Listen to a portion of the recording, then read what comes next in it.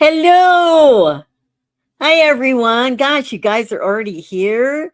We join Diane, my wonderful moderator, and Liddell, and Anne Maria, and Lincoln.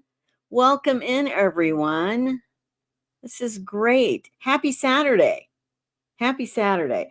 We're having beautiful weather in my neck of the woods. Let me know what it's like where you are. I think at the highs in the upper 70s today and lovely. So I'm going to go out and hang out outside Starbucks later. My ritual in the late afternoon. Hi, Jules. Welcome in. Anyway, yeah, it's a Saturday. I tell you, I've been working on a video for the channel.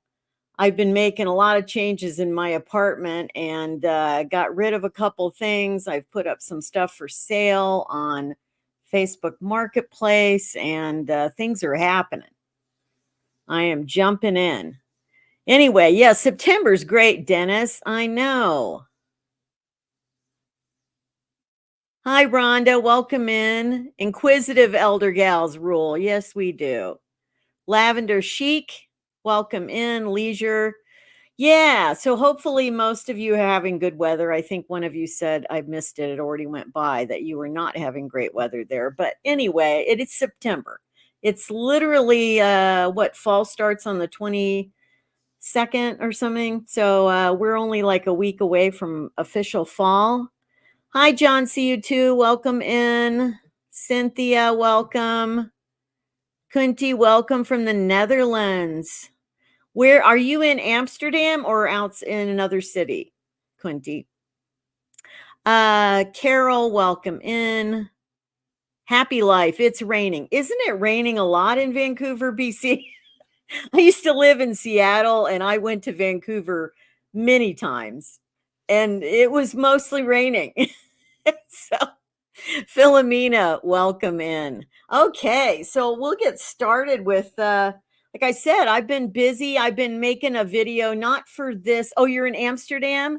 I was briefly in Amsterdam. Many gazillion moons ago, but I had a couple of good friends that were from the Netherlands. And actually my second husband was born in the Netherlands and immigrated with his parents when he was a kid.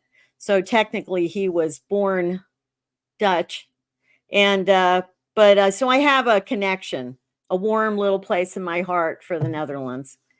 Anyway, oh, good. I'm glad you're here, Edie. I'm going to share what you sent to me in a message in your email about people being careful with like telling somebody, having someone check in on you. So I'm going to share that in a minute. Veronica, welcome from Northern California. Arlene from Illinois. Yeah. All right. Okay, so let me start with the comment of the week, which actually I'm going to make a line of scrimmage call here. Any of you football fans, yeah, I'm making a call from the line of scrimmage. Anyway, hi, Inner You, welcome in. Anyway, good. You're having coffee. I'm having green tea. Welcome in. Hi, Judy. Okay, so this message, this is from somebody. I don't know what their actual name is. I don't know, but they write such good comments. It's Vibeek Angelo. Vibeke Angelo. I'm not sure how to say that. So if they tune in, they might tune into the chat at some point. But this is more on the idea of being like an introvert and being okay with being alone. They actually had watched my video that I did like ages ago on not ever being bored, like not being bored is my superpower thing. And so this is just it was just a beautiful thing about enjoying being alone. And so for those of you who are introverts, which I think I have quite a few viewers that are introverts, this may speak to you. They said, I am also an introvert. I totally understand you. The older I get, the more I crave to be alone. This is my treasure. All my life, I had to deal with people, be somewhere, do something. Now at 70, I never, ever get bored. On the contrary, if I have some days, even a week without any appointments, I look forward to it as to a vacation. I would love to have some months all alone.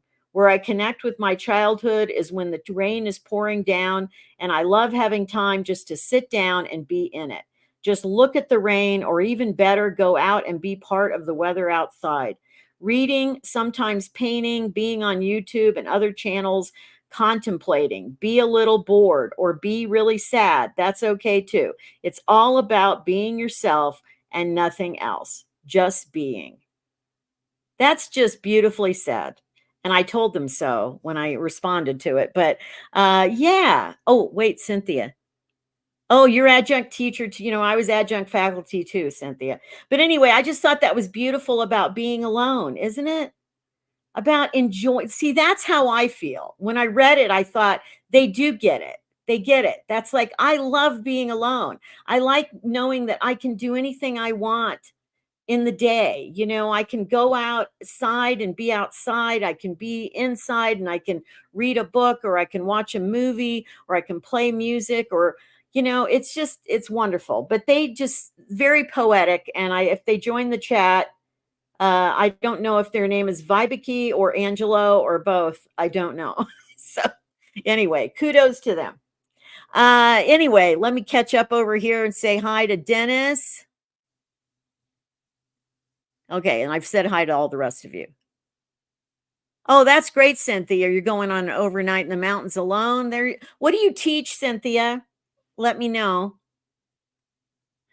Yeah, I know. It's such a great comment. I get, it is hard to make a choice sometimes, because it's not just about I will just tell you this. I mean, you can say nice things to me all day long, and I'm not going to say, "Oh, don't ever say nice things to me." But I usually don't choose, like, I get wonderful compliments and all sorts of things. I'm probably not going to choose those to read. First of all, that's kind of being a little egotistical, isn't it? But I choose the comments that just speak to me in some way. Like, they just hit me a certain way. So that's, oh, you teach English, Cynthia? Oh, that's great. That's great. I was almost a double English major in my undergraduate. I was a history major and very, like, I think 2 classes short of a double major. So uh that is wonderful. You need to teach English, especially nowadays. We're losing it. Everybody's losing how to speak properly and write properly and all of that. Okay, so hi Sue, hi Kai, welcome in from Oslo, Kai. Okay, you have to be my first person in the chat from Oslo. Welcome in. I hope to see your beautiful country someday, Norway. So, I'm just reading Cynthia. Oh, okay.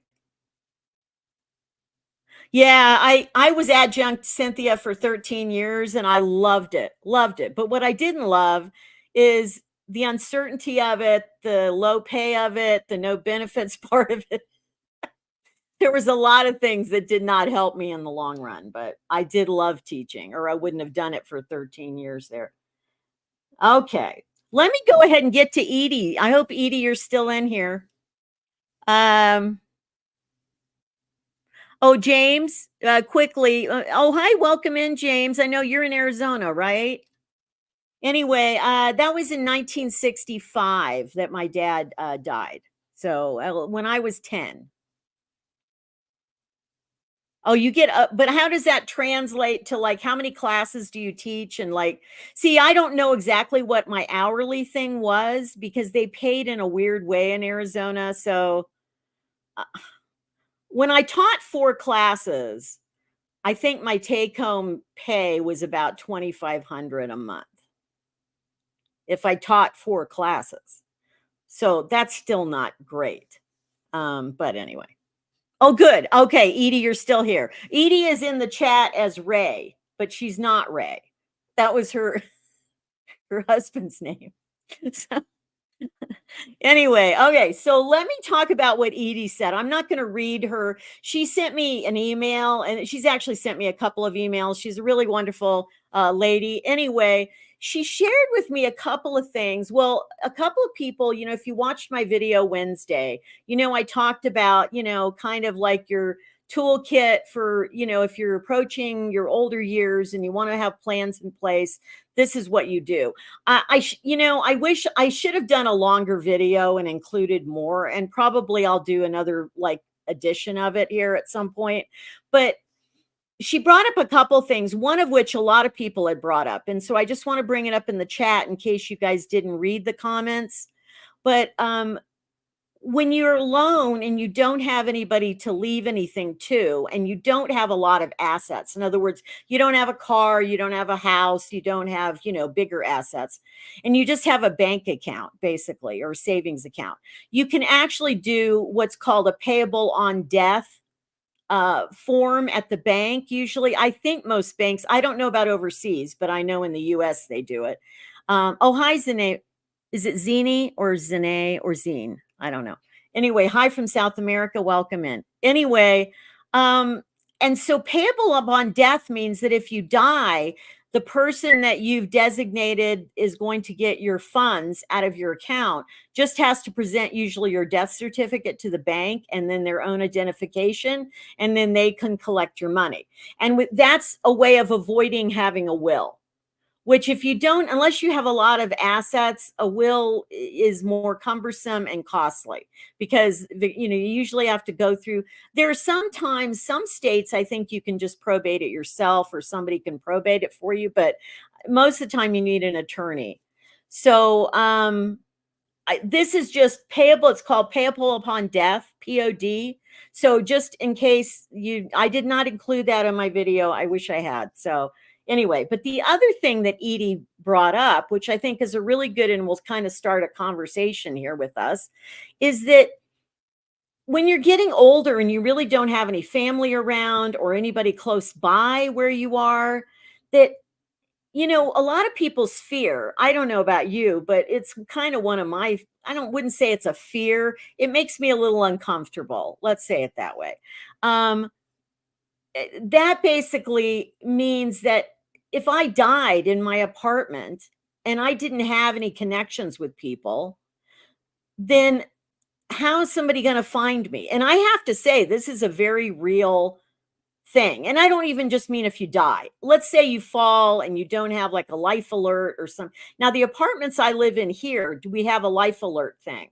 So if I fell, I could crawl to my way to the bathroom. Hopefully, I could crawl my way to the bathroom and hit the life alert.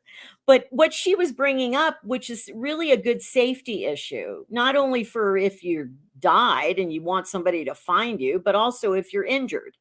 So what I would recommend is that unless you already have somebody that you contact on a regular basis, that, I know I'll give you an example. During the pandemic, when we were kind of isolated that first year, basically, a lot. I used to call the lady that is our social services coordinator here, who's very nice. I would contact her. Usually for a while, it was every day, but it would just be a quick call saying, hey, I'm doing okay. How are you? And that was it. And that way she didn't have to call me to specifically check on me because she knew, I didn't have any family and I did have a couple of friends, but this was kind of a way to check in, especially because, we were initially didn't know what to think of what was going to happen with the pandemic. Yes, Dennis, it is best if your plan does not include crawling. Yeah, but I don't want to wear it around my neck is the problem. So now if I got old enough, I would probably start wearing something like that around my neck. But yeah, Jules, so you guys, I'm glad you're chiming in here. So yeah, you can have something delivered if people notice. I just think it's important to put something in place, whether it's with a neighbor or even, it doesn't even have to be your best friend. It can just be somebody that you have an agreement that you will text them or call them every couple of days, every 3 days, just to check in. And also somebody you could contact if you have an emergency. Now, if you have a real emergency, you should be calling 911 or hitting a life alert if you have that. But I'm just saying it is important. So I'm glad, Edie, you brought that up. It is important to have a plan in place. Molly Ann, now, okay, you have, okay, so Leisure has Apple Watch. Yes, they do. That's what Edie pointed out too, is that if you have, and I don't have an Apple Watch, but they do have fall detection, or if they can detect if like your pulse is erratic or something is happening, then they will, can send an alert themselves. So that is a good reason to have something like an Apple Watch. Now, Molly Ann, you use Snug. You just check in on phone once a day. It's freer. I've never heard of that. Is that in the US, Molly Ann?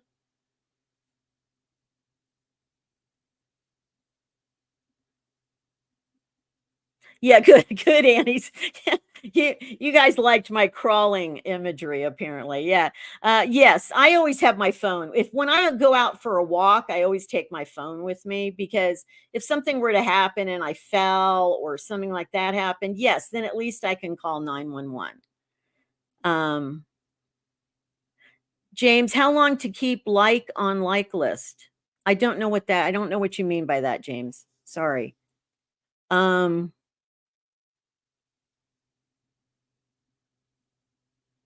oh, that's an interesting, Molly, and that's interesting. Yeah, I'd not heard of Snug before, so I don't know. I don't know about it. I can check into it if that's in the US. But yeah, where I live now, we do have Life Alert, which is great. And so it's in our, they actually tell us to put it in our bathroom because, most people fall in their bathroom. So that makes sense, I guess. Oh, it's just is it a type of Life Alert device, Laura?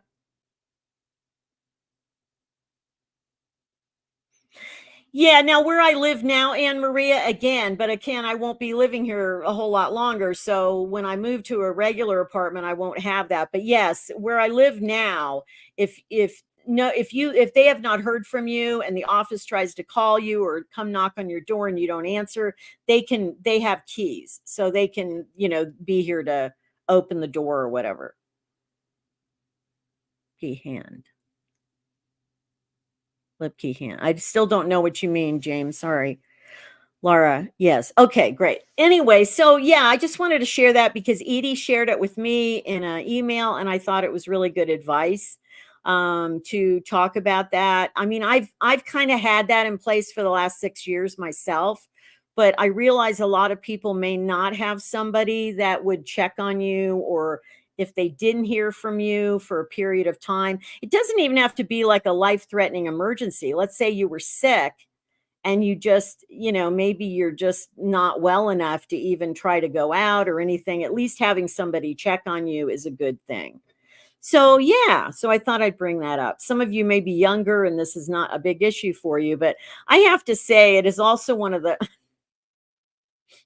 it is also one of the things that it wouldn't prevent me from having a pet at some point. If I ever feel like I'm in a stable living situation where I could have a dog, let's say, and maybe when I'm overseas I can.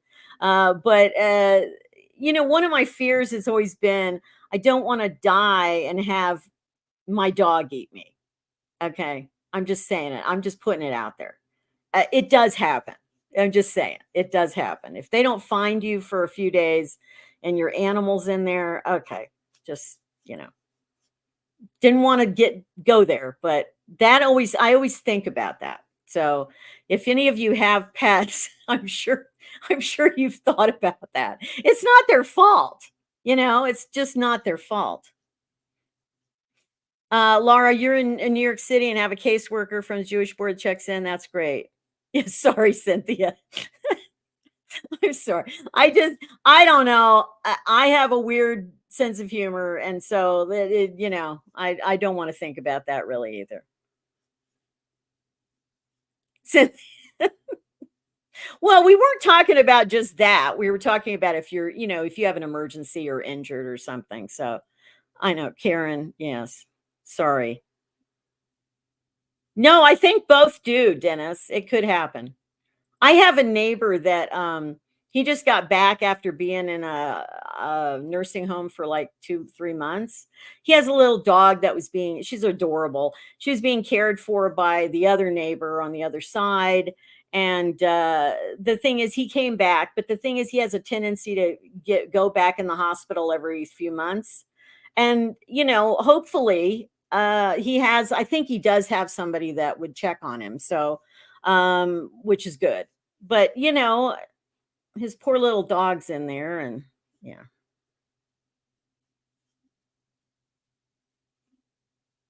Yeah, Edie, that's a good question. Yeah, I do actually, where I live right now, I do have a friend that has had a key to my apartment for the last probably 4 years. But I'm going to be moving, and where I go to, I doubt, it may take a while that just depends where I settle, but I may not, have somebody I can give I would say I do not. Yeah, you have to feel really trusting of the person you give a key to, obviously. So, um, yeah. Okay. So, anyway, thanks to Edie for bringing that. So, we'll get on something very positive now, which is a reading from this book I shared last week. That Is It Time to Make a Change by Deanna Beiser.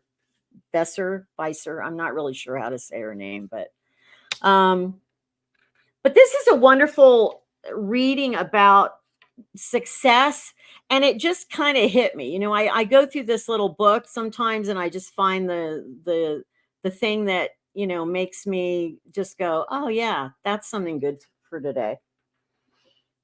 She says, I have discovered lately the difference between, oh, sorry, I'm blocking the microphone here. I have discovered lately the difference between those individuals who are successful and those who are waiting for success. People who are successful have found a way to incorporate themselves and their dreams into a working reality. They are continually infusing their dreams into each and every minute of the day. They are changing and striving, preparing and providing. They are not waiting for a chance, but are taking the chance. They are not hesitating, but participating. They are dedicated, hard workers. Success grows from sacrifice and commitment. Those who wait for their dreams to materialize will continue to just do that, while others are working and changing to make their dreams come true. And I didn't think about that necessarily in the traditional sense of a job and being successful at like work. I think of it just generally in life. If you throw yourself into anything you do, whether it's a hobby, whether it's volunteering, whether it's a YouTube gig, whatever it is, if you throw yourself into it, you will be successful at it in some sense of the word. In other words, you may not, make $1 million or, whatever, but you may be successful in the sense that it is satisfying to you. It is purposeful to you. It makes you feel good. That's to me, that's what the meaning of success is to me. It's not just about money.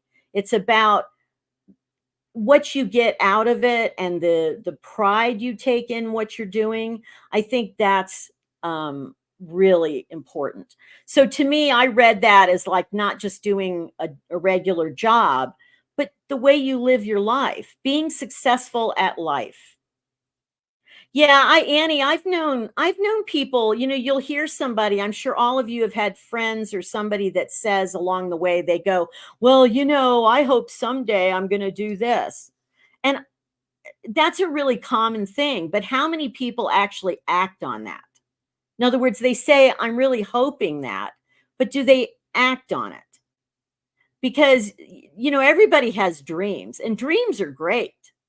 But to make a dream reality, you have to act on it.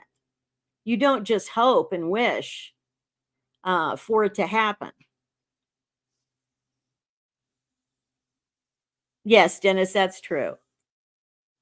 Yeah, Jules, exactly. Yeah, and well, the thing is that you have to continue. I don't care how old you are. You have to continue to nurture your inner youth. I'll probably do a video on this. on the fact that I think all of us have a young person inside of us still.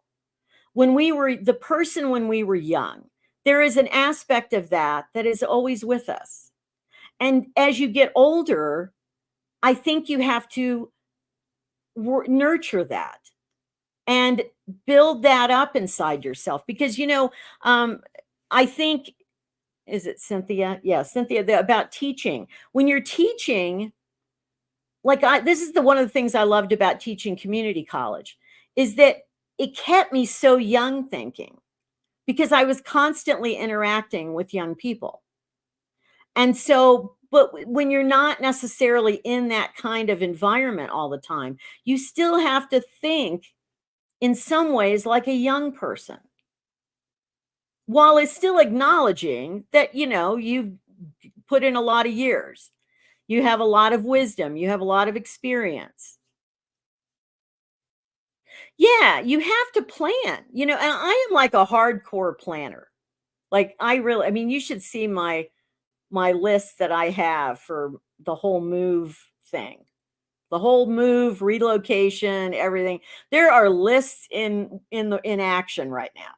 And the thing is if you don't do anything, I've known people I used to have a friend and I'll say this, we haven't been friends in probably 12 years. And she had been my friend from my teen years, and it was a really hard thing that she just kind of walked away from that friendship. But she was one of these people that was a dreamer. Her retirement plan was that she was going to win the lottery. And she used to buy, like a lottery ticket twice a week or Powerball. I don't remember which one it was. But she basically did that and said, "Well, I know I'm going to win someday." Okay, well, at least she bought a ticket. Okay, but that's still such a long shot. I mean, as somebody who used to be gambling, I can tell you that's even too much of a long shot for me. Like, it was like, yeah, I can't rest my retirement hopes or my life hopes on, one in what, 300 million or something at least. So anyway.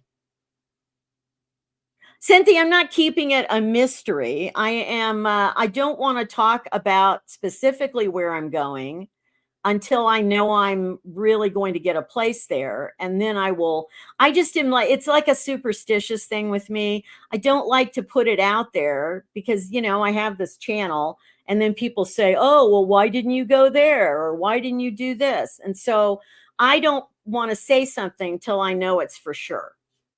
And it should be. I'm actually headed out of town Tuesday. I rented a car and I'm going to go find an apartment. So I will let you know next Saturday if that was successful or as soon as I do know that that's successful. So anyway.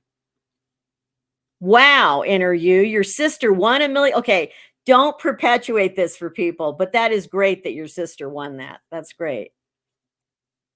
So was she able to keep most of the money she won? I hope. Of course, that was 9 years ago. So let us know what she did with her money.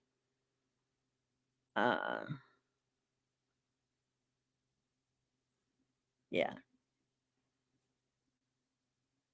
Yeah, Sandy, I've always said that I think there's a part of us that always feels like 18.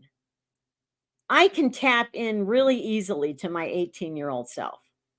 I remember her. I remember what I thought, what I felt, how I looked at the world. And I'm not totally that anymore, but there's this part of me that's still very in touch with that. And I've known people younger than I am who get very old and have really lost their youthful self entirely. I'm sure you guys know what I'm talking about. You've seen people like that.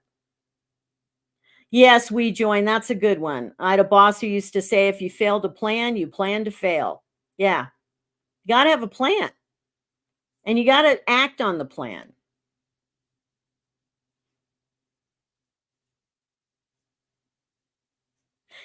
Cynthia, is it not possible that your daughter would want to relocate with you? Is that not a possibility? Yeah, Liddell, you see what I'm saying. Yeah.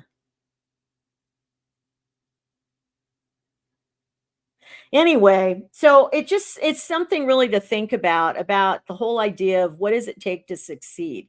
For those of you who have not watched my channel a long time or haven't been in the live stream a lot before, I had this channel for 1 year and 11 months before it finally took off. For 1 year and 11 months, I got no money. I couldn't get to 1,000 subscribers. Excuse me. I couldn't get to 1,000 subscribers. I didn't have enough watch hours. I honestly did not know how long it was going to take. And then out of the blue, it just happened. And so, but that's because I never gave up. That's because I still put out a video every week. I was doing live streams for months before my channel got bigger. And I literally had like 2 or 3 people in the chat at most. It was grim. It was really grim. And I was only doing like half-hour live streams because nobody was there. But you know what? If you want people to come, what's the old saying from remember the movie Field of Dreams, where he says, if you build it, they will come or he will come. I don't remember if it's they will come or he will come. But anyway, if you build it, so you act like it's going to happen before it actually happens. And I do think that is a key thing. It is build it and they will come. Okay. Oh, Kunti, you also have a dream of relocating to the Netherlands. We had somebody in the chat from the Netherlands. So that's great.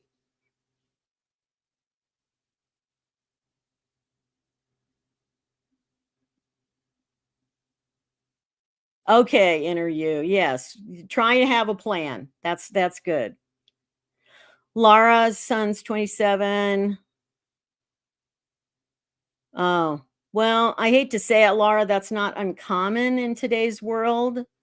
There are a lot of young people that are really, I would say they're lost in the world today. And I can't even imagine the pressures and the way the world is now compared to when I was that age. So, yeah, I don't know. I'm sorry to hear that. Um, Old Blue does come through sometimes. John, I don't know what you mean. Anyway, T Cash, do you ever watch YouTubers that scam the scammer? Yeah, I did watch one. I watched a few of her videos, and I appreciate the effort because that's another topic that I thought I may have to do on my channel sometime is the fact that it came up. The reason why the scamming thing came up is I put one of my guitar. I have 2 guitars and I'm selling one right now because I only need one to play on. And then if I go overseas, when I go overseas, I will even sell that one.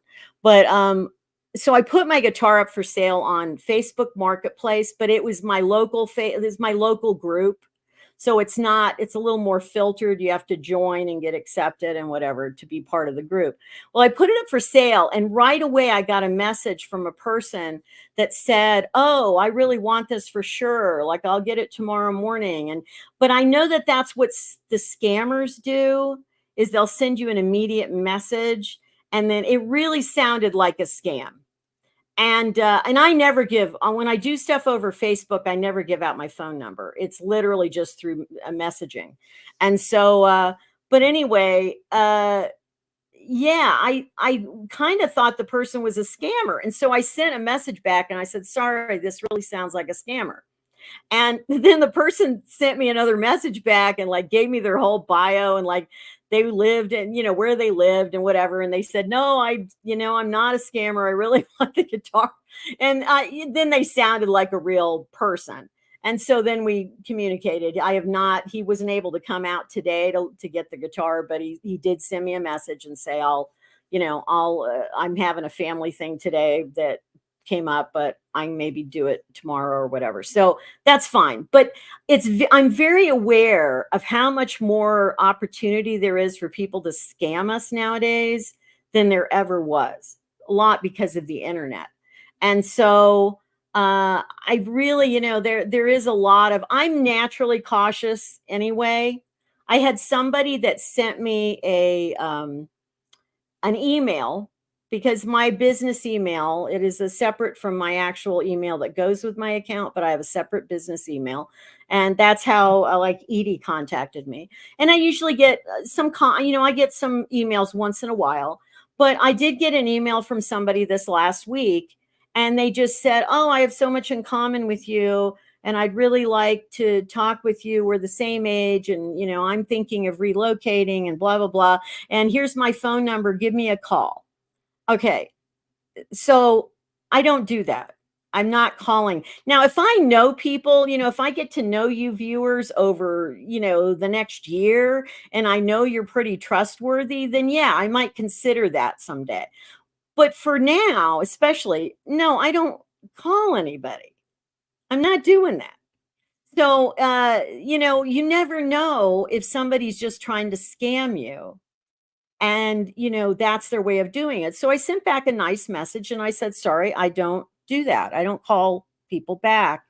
I said, "You're welcome to email me and I will respond to your email, but I'm not going to do that." So just yeah, Diane, where did you go? Interviews going, "Miss your wrench." I know, I miss your wrench too. um No, and nowadays, the whole Facebook thing is about, the reason you don't want to put your phone number on there is they can use that to then do some sort of fraud or something. So you really have to be very, very cautious. Very cautious. And I don't have a landline. I just have a cell phone. So I'm definitely, it might be different if I had a landline, because I think there's less uh things they can do with that to, come at you. Oh, okay. Diane's watching you like a hawk, are you?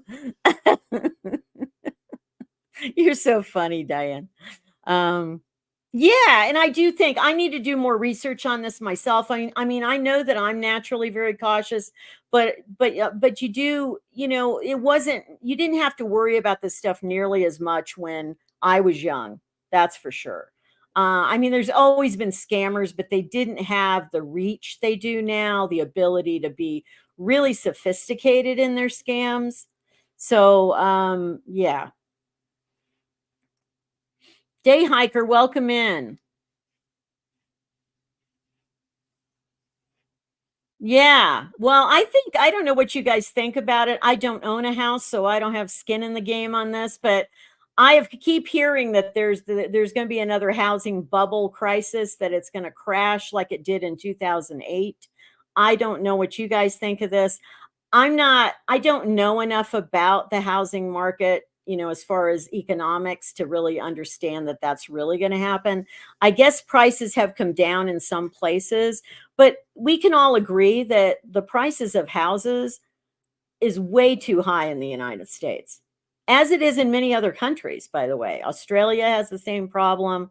A number of other countries have the same problem.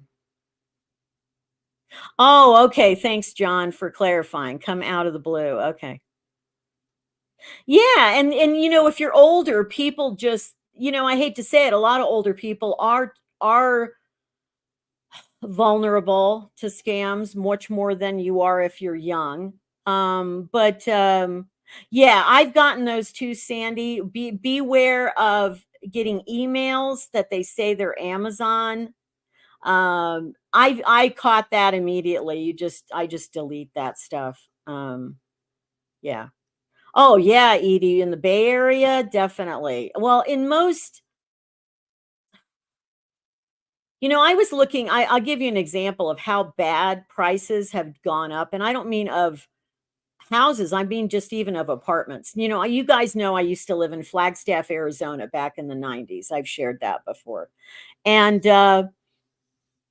when we lived in Flagstaff, me and my ex-boyfriend, um, our apartment rent at the highest, I think, was maybe $680 a month for a two-bedroom. That was like in 1999. Okay, so 680 a month. Okay, I just went online just for kicks the other day and looked at like apartments in Flagstaff, Arizona, just to see what they were going for. Not that I ever intend to go live back there, but uh $2,500. $2,500 for like a one bedroom in Flagstaff. I'm like, I don't even understand how anybody's affording that. Yeah, Jules, thank you guys for listing a bunch of stuff here. Yeah, I know, Anne. Thank you. There's a bunch of podcasts actually that give good advice on scamming and stuff. So, um, yeah, I know. I know. So, yeah, $2,500 for one bedroom. And when we first moved to Flagstaff, which was admittedly 32 years ago, we only paid about 500 a month for a two bedroom when we first got there. I mean, it really it started going up after about 2012, but it really shot up when the pandemic hit. That's when a lot of the rent prices even just went through the roof. So, yeah, I know, Edie. An interview bagel with cream cheese, $17. Get out. Yeah. Yeah. Well, fortunately, I'm not, I mean, I don't have a dream of living in NYC. So I went there a lot growing up and I had family in the New York area. So, so I've seen a lot of New York, but I never wanted to really live there. Yeah. Anyway, well, James, oh, your landline rings all the time. Yeah, well, there's and a lot of it's probably just, people trying to sell you something or whatever. Oh, I know, Day Hiker. It used to be so nice in Flagstaff, though. Oh my God. I'm so glad I got to live there in the 90s. It was wonderful. It wasn't super expensive. And that's where I got my first master's degree was in anthropology there and at NAU. I just loved it. Just loved it back. I think yeah, Leandro, where's that at? Where are you at? Yeah. Yeah. I know. Brad, the big cola increase 2.5, maybe 2.6% coming for Social Security, but then they're going to yeah, and then they're going to raise the supplement price for I mean in part B so you don't get any increase basically.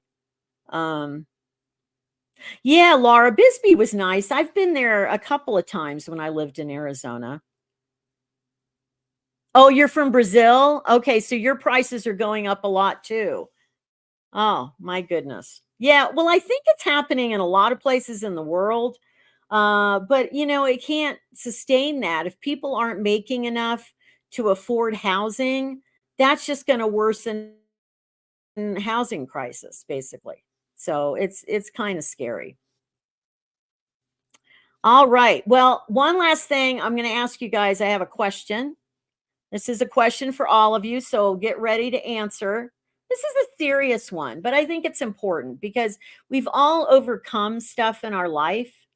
So I'm going to ask you, what is the biggest thing that you have overcome in your life?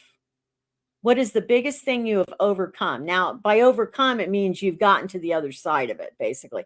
If it's something you're still dealing with, it may not be, that's something you're still coping with. But what is the most difficult thing you've ever overcome? Sue, boy, you jumped right in. Cancer. Yeah, that's a big one. Congratulations that you're got to the other side of that. Um, for me, it is a tough one. Um, I would say my easy answer for myself would be gambling because I did overcome that. The other thing I would say that I'm still working on a bit is the lack of family and having the family connection. So that one I haven't really overcome. It's still a work in progress. So, okay, so let me read your guys's. Domestic abuse, yes. Quitting nicotine, good for you. Autistic, when you were self-diagnosed as autistic, did you get a formal diagnosis of that though? You might, I mean, anyway, Donna, oh, you said no more. Okay. Lisa, oh my goodness. And you have overcome that. Good for you. Failed relationship, mentally ill first husband, homelessness. I'm so glad you've overcome that, inner you. Divorce, domestic abuse, quit smoking, weight. Good for you, day hiker. Self-esteem. And do you mean not yet? You haven't overcome something? That's okay. We're all a work in progress. That's the whole point. You just keep working at it. Kunti, I think do you mean diabetes? Yeah. Okay. Ignorance. That's a good one, Carol. Welcome in, by the way. Leaving abuser, narcissist, abusive parents. Yeah, and I'm glad you guys overcame that, honestly. Honestly. Okay, and not diagnosed officially. Okay. But I mean, if you feel like not saying people can't self-diagnose themselves with things, but I just wanted to make sure that you didn't maybe, sometimes people think they have something, but they may not have it. So, but if you're pretty sure you do, then that's great that you've been able to deal with that. Invisibility, Victoria, PTSD. Oh, sorry. I didn't know if you answered my question, Cynthia, about is it possible you could go somewhere else and your daughter could go with you? I don't know if you answered and I didn't see it, possibly. And it's hard. Yeah, yeah. It's hard. Well, the reason I brought that up is anytime, this is my tip for the day, anytime in life when you are faced with a challenge, something that's difficult, remind yourself you have overcome something huge. Okay? You have overcome something huge. A lot of you are sharing really major things that you have overcome. And I always find it really important to keep that in your mind when you're faced with another challenge in life, because you could say to yourself, you know what? I overcame that. This is piece of cake. I got this. I can do this. And I think that really helps us build our inner strength. Yes, Jan, especially if you've been around enough, if you've been around enough years in life, you have overcome difficulties. But I mean, it's really important to remember the big things. A lot of you mentioned health related things or relationship related things. Um, it is so important to remind yourself that you got through that and you overcame it, because life's always going to throw challenges at us every day. Every year that we're alive, we're going to get challenges. So it's really, really important. Oh, you left. Okay.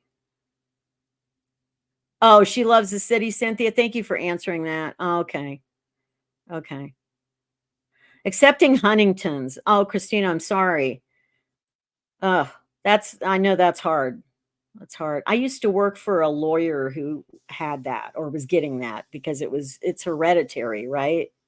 Um, have overcome negative talking, pause. Yeah, great. That's a big one. Actually, that's huge. Trying to overcome inner you toothpaste in your hair. Remember, Diane's watching you like a hawk. That's right, Edie. We are stronger than we think when we face a major problem. It is always important to remember that.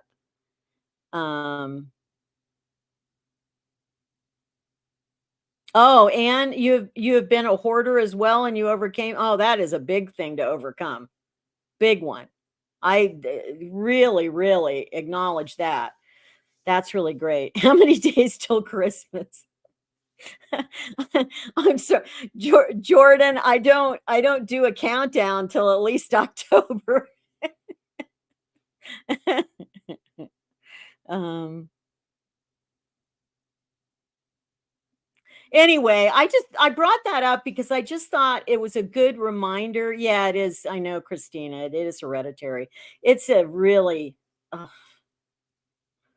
I mean, I give you big hugs right now. I really do. Big hugs. How many days till Halloween? Um, yeah, the KonMari. Yeah, the KonMari method. Yeah, of getting rid of stuff. That's great that that helped, Anne.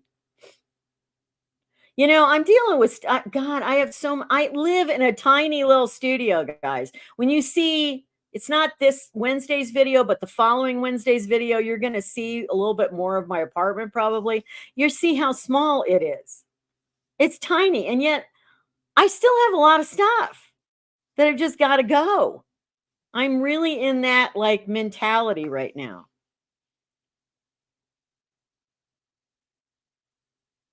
Oh, JS, thank you. JS, thanks for sharing. Type 1 diabetes, almost 30 years. Yeah.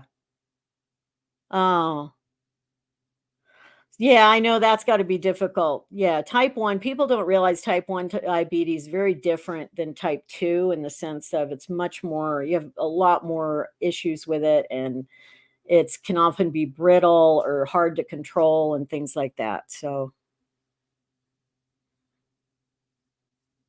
I don't know, Jordan, you're really into the holidays, aren't you? I hope to be in a new place in the next month or so. So, oh, yeah, enter you. I have not. No, I have totally backslid on the sugar. It is awful. I've now said, sorry, I can't deal with this till I move at this point. It's just too much going on, too many moving parts. It's just too hard. But I am trying to minimize it. I'm trying to eat as little as I can. Yeah, it is hard.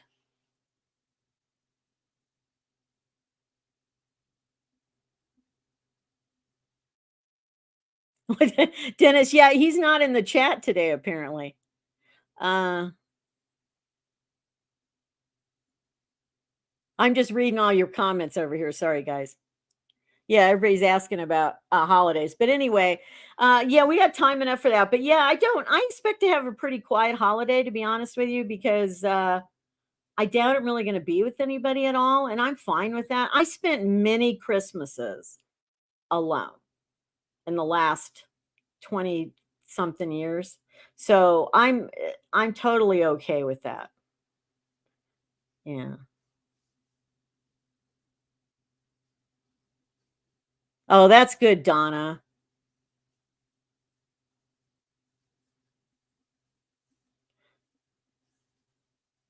Yeah, I'm not gonna have a tree this year, Karen. I had a little tree here.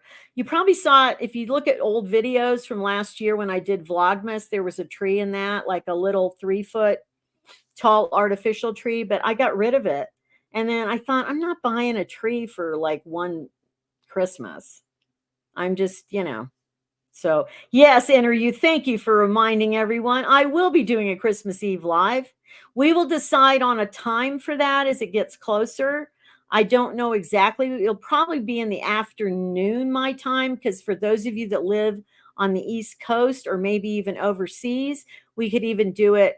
I'm on the West Coast, so if I did it earlier in the day or something, we'll decide all that when we get closer to that. So, yeah, I mean Christmas Day is always a little bit of a challenge when I'm totally alone. Um, but I have movies I love to watch and I just kind of I eat a lot of chocolate on Christmas, honestly. It's mostly chocolate. It's it's chocolate with a chocolate chaser. So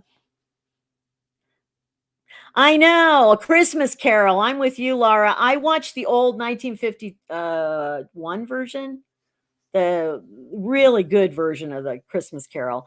I watch that usually on Christmas Eve night, and then I do usually watch A Wonderful Life because I have both of those on DVD.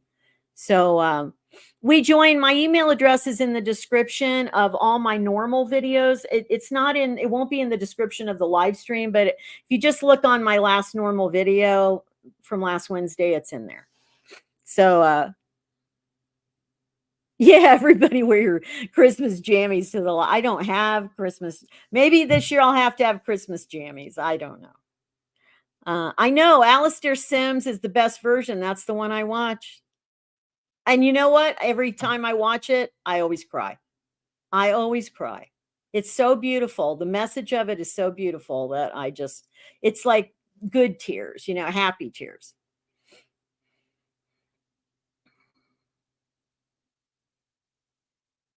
Yes, that's true, JS. People can be alone even with family. That's so true. Yeah. So,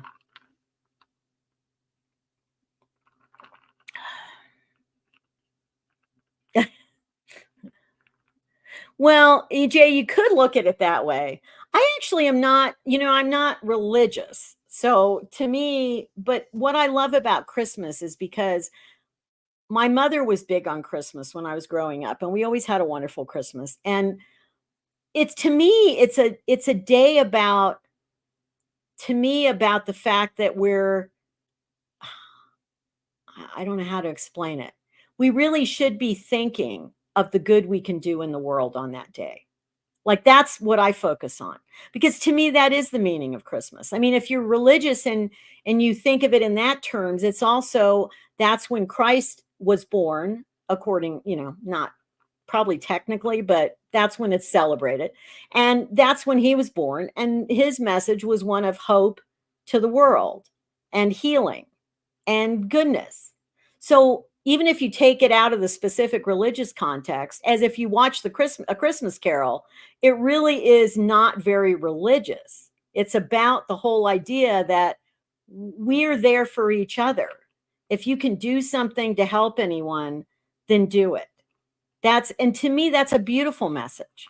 So I don't look at it as like it's about, consumerism and capitalism. And no, I do think of it in a very kind of pure form. And it's a day to kind of reflect. I always meditate on Christmas. Of course, I meditate most days, but that's what I do because it always to me it's an uplifting holiday.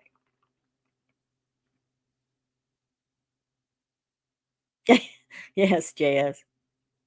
Uh-oh. Did John say something funny and I missed it? I guess so. Uh-oh. I haven't volunteered at a shelter before, Anne Maria, but I have volunteered before on Christmas. Not since I've been here, but it is something I have done in the past. Yes. Mostly at places like where they do like just like a soup kitchen thing, not really a homeless shelter, but anyway.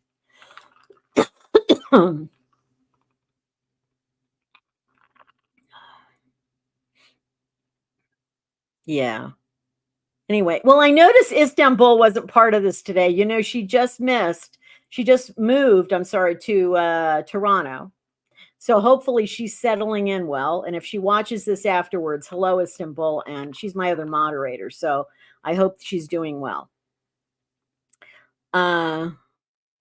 Exactly. Jan, well put. We can celebrate kindness, compassion, and ethical living without following a structured religious tradition. Exactly. It's a day to focus on the good you could do in the world, basically.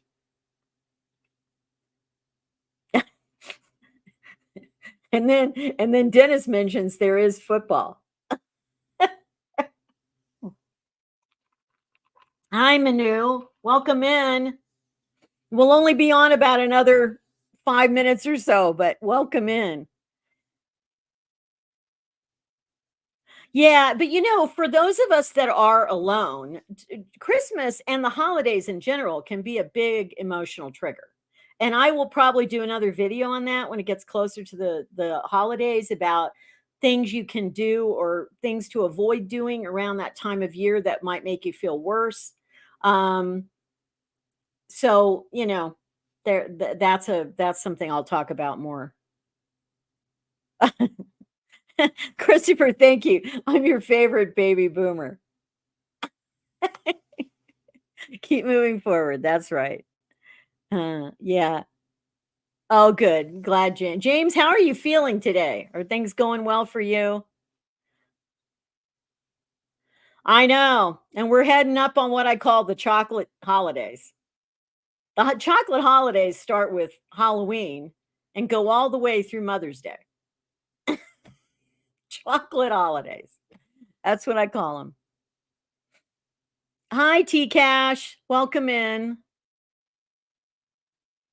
Yeah, Donna, it can be. Thanksgiving, it doesn't get to me as much. I really don't mind that, and I don't necessarily feel like I have to have like a Thanksgiving meal every year. I just view it as another day to be grateful because it's about Thanksgiving. So my attitude is I just am extra grateful that day. That's how I kind of view it. And then there's chocolate. Yes, we join movies and chocolate. That makes the world go round, basically. Oh, that's great, Manu. I'm glad you're planning on a good Christmas. Anyway, any other questions you guys have? We'll go about 5 more minutes. And if you guys have any other questions, I know we did talked about a lot of things today. Good things, upbeat things, depressing things, scary things. We talked a little bit about everything. Uh, any other questions? Now's your time. Oh, Karen asked what types and brands. Okay. I'm a chocolate connoisseur. Okay. Um, I love Lindt chocolate. That's one of my favorites. Uh, European chocolates are always far better than American chocolates. I call American chocolates domestic chocolates. So the only domestic chocolate that I really get into, well, things like, the C's candy or I love C's. C's is probably my favorite domestic chocolate in the US. Um, as far as what you can buy at the store, I think my favorite is Dove chocolates. But to me, most of the chocolate we have nowadays in the US is really substandard. Just saying. Now, in a pinch, would I still eat it? Of course. But I know. Oh, I know, Karen. Belgian chocolate. Ah, so good. So good. Yeah, I'm in real trouble when I go live in Europe because they have the best chocolate, and it's going to be really hard to stay away from that. That's for sure. Yeah, Edie. Edie knows. Edie is from France originally, and she's saying yes, you'll love the chocolate in France. Duh. Is the Pope Catholic? Jules, I don't love ice cream. I'm not a big ice cream person. And so I actually I hardly ever eat ice cream, maybe 2, 3 times a year. It's interesting. It just does never really appeal to me the same way.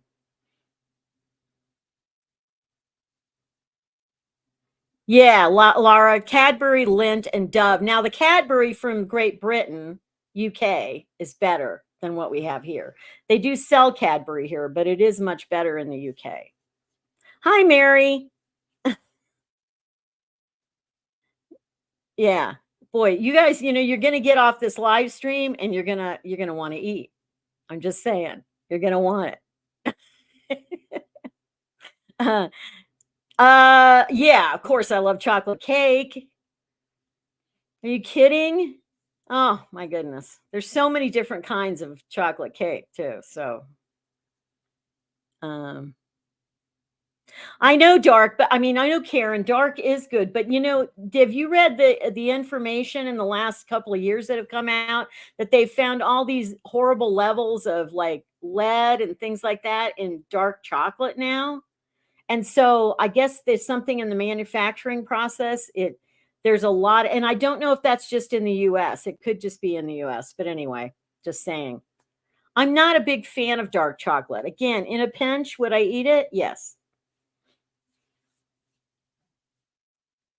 Yes, we're all craving chocolate. Well, I don't have any at home here, so that's fine. I can't go and have any right now, so that's good. Um, Hi, Cranston. Welcome in. Wild horses, my Belgian chocolate is in the fridge. Uh, yeah, Diane. Well, see, I'm not eating gluten either, Diane. I've been off gluten for the I found okay, I think I shared this with you at some point on a live stream, but I found out in December and January this past year that I developed a tummy issue. And after that, I realized I don't deal well with gluten anymore. And it's weird. I can eat it like once a week. Like I can have something with gluten, like, bread or pasta or uh, pancakes or something like that once a week. But if I eat it every day, I start getting lower tummy issues. So I have developed a sensitivity to that. Did somebody say French silk pie over there, Dennis? Oh, yes. That is very good pie. Yeah, French silk. That's my favorite kind of chocolate pie. God, you guys are like me over here. You're going on a tear. Oh, E. Luenda, hi, welcome in. I'm on live every Saturday at 1.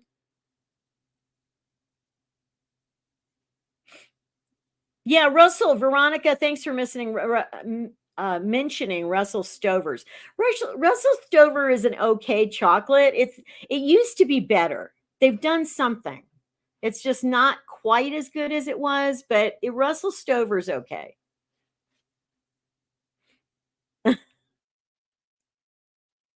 Oh, wild horses, you actually have a gluten allergy? Yeah.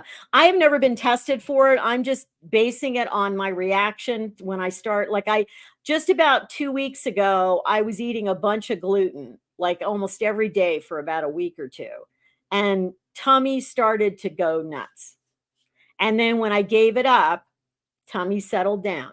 So yeah, I'm just basing it on experiential, you know, issues. So my gosh, you guys are mentioning all kinds of chocolate. Oh, hi, Lubricaloos. Welcome in. I know. I know. I don't have chocolate here either. I totally get you, but I am going out in a while. So probably we'll go get some. Is that what happens to you too, Diane? Yeah, I know. So I'm self-diagnosed on the whole gluten thing, and I never thought I had a problem with it. But I started reading about it online. You can develop a gluten intolerance at any point in your life. You can all be fine with gluten for 60 years, more than 60 years, apparently. And then all of a sudden you have a problem. So, and it may be because I did go through some intestinal, bugs or issues or something that probably just changed. Now, right now I've been taking a probiotic every day, and for breakfast I eat plain yogurt because I'm doing everything I can for my intestinal health. But the gluten, yeah, I can eat it about once a week and I'm fine. So it's not so bad that I can't ever have it. Just can't eat it a lot. Anyway. All right. Well, I think we'll wrap up there. We're at an hour and 8 minutes. And so let me just say first, because we only have one moderator. So don't forget to like. Here, there we go. I got my finger right on it. Don't forget to like if you haven't yet. And I will have a video coming out Wednesday, and don't forget to, also just double check that if you're already subscribed to my channel, please make sure you're subscribed and you have your notifications set to let you know when there's a new video, because a lot of people talk about this on YouTube, but it's true. YouTube has a way of just glitching out and people get unsubscribed for no reason and just kind of weird. The same way I will say this too. I've had people say that they've written a comment on a video and then it disappears. Now, sometimes I do delete comments, but they have to be really like offensive, like say something really bad to me or, something like that. And but these people usually they'll comment back and they'll say, I had a video, I had a thing, but a comment and it went away. And I said, well, I didn't delete you because otherwise I wouldn't see this comment. Because once I get rid of somebody, they're blocked.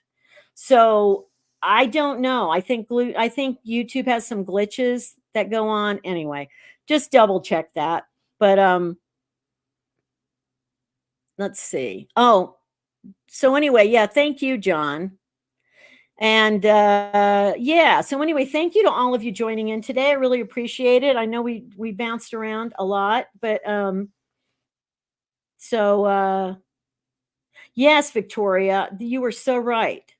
Chocolate changed in the US in the 70s or 80s. Yeah, I think that's when it really something happened. Anyway, have a wonderful week. Again, I'll be back next Saturday, same time, 1 o'clock, and I might have some information from you. Like I said, I'm going to go off on my little scouting trip. So fingers crossed I find a place to live, to move to. So I'll let you know if I found something next week. And but Edie's having chocolate mousse for dessert time. Okay, I know we have got to stop turning this in to a chocolate support group. We just got to stop that. But anyway, all of you have a wonderful week and take care of yourselves. And I hope everything good things happen to you this week. And we'll talk to you next Saturday. Take care. Bye.